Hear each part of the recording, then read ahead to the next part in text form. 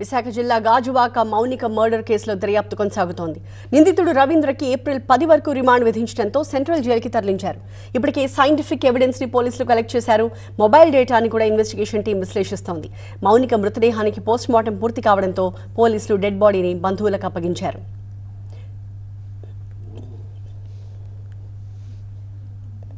మా ప్రతినిధి ఖాజా లైవ్ లో జాయిన్ అవుతూ ఉన్నారు. ఖాజా, అప్పు తిరిగి ఇవ్వమన్నందుకే మౌనికని చంపేశాడు, గోల్డ్ కూడా మాయం చేశాడు అని ఆమె తండ్రి ఆరోపిస్తూ ఉన్నారు.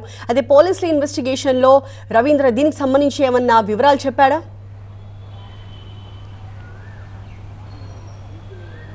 ఖచ్చితంగా ఇదే అంశంపై పోలీసులు అన్ని కోణాల్లో దర్యాప్తు చేస్తున్నారు. ఎందుకంటే ఒకవైపు నిందితుడు రవీంద్ర కన్ఫెషన్ రిపోర్ట్లో దాదాపుగా 3.5 లక్షల వరకు మౌనిక తన దగ్గర తీసుకుంది. ఆ డబ్బులు అడుగుతున్నందుకే ఆమె తన వ్యవహారం తన భార్యకు చెబుతూ బయటపడుతుందని ఒక బెదిరించింది. దీంతోపాటు బ్లాక్మెయిల్ చేస్తుంది. అందుకే తాను హత్య చేయాల్సి వచ్చిందనేది ఒకవైపు పోలీసుల ముందు నిందితుడు చెప్పినట్టు తెలుస్తుంది. మరోవైపు ఇది పూర్తిగా మౌనిక తండ్రి చెప్తున్న వాదన మరోలాగా ఉంది. ఎందుకంటే మౌనికకు డబ్బుల విషయంలో ఎటువంటి ఇబ్బంది లేదు, ఇతరులపై ఆధారపడాల్సిన అవసరం లేదు. ఎందుకంటే మౌనిక ఒక బ్యాంకులో అవుట్సోర్సింగ్ ఎంప్లాయీగా పనిచేస్తుంది. దీంతోపాటు ఈవెంట్స్ కూడా వెళ్తుంది. ఈ నేపథ్యంలో ఆమె సంపాదించుకుని ఇతరులపై ఆధారపడాల్సిన అవసరం లేదని మౌనిక తండ్రి చెప్తున్నారు. ఇదే క్రమంలో మౌనిక వద్దే నిందితుడు రవీంద్ర కొంతవరకు డబ్బులు తీసుకుని ఉంటాడు. అది అడిగినందుకే ఆమెపై ఇంటికి తీసుకెళ్లి అత్యాచారం చేయబడాడు. ఆ విషయం బయటకు చెబుతుందనే భయంతో ఆమెను హత్య చేశాడు. ఆ తర్వాత ముక్కల కోసి బాడీని డిస్పోజ్ చేయాలని చూశాడు అని మౌనిక తండ్రి లేటెస్ట్గా ఆరోపిస్తున్నాడు. అయితే దీనిపైన కూడా పోలీసులు అన్ని కోణాలను దర్యాప్తున్నారు.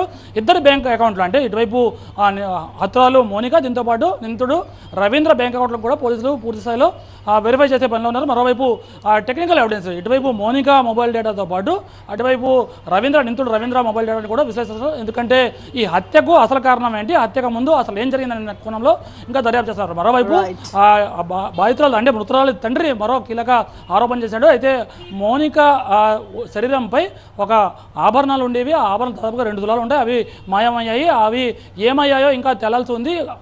ఒకవేళ అవి మాయమైతే ఎక్కడ ఉన్నాయి, నిందితుడే దాన్ని తీసుకువెళ్ళిపోయాడా, ఆభరణాలు తస్కరించాడా అనే ఆరోపణ కూడా అనుమానం కూడా వ్యక్తం చేశాడు. దీనిపై పోలీసులు కూడా విచారించాల్సి ఉంది. మరోవైపు ఈ పూర్తి వ్యవహారంపై అసలు ఈ హత్య ఎందుకు జరిగింది, కారణం ఏంటి, ఒకవైపు నిందితుడు కన్ఫెషన్ రిపోర్ట్ ఒకలాగా ఉంది, మరోవైపు బాధితుల తరపున తల్లిదండ్రులు కూడా వీళ్ళ వర్షన్ వీళ్ళు చెప్తున్నారు. అయితే అసలు విషయం ఏంటంటే పోలీసులు పూర్తి స్థాయిలో దర్యాప్తు చేస్తున్నారు. మరోవైపు అవసరమైతే ఎవిడెన్స్ సేకరించిన తర్వాత నిందితుడు రవీంద్రను మళ్ళీ కస్టడీకి తీసుకుని విచారించే అవకాశం ఉంది.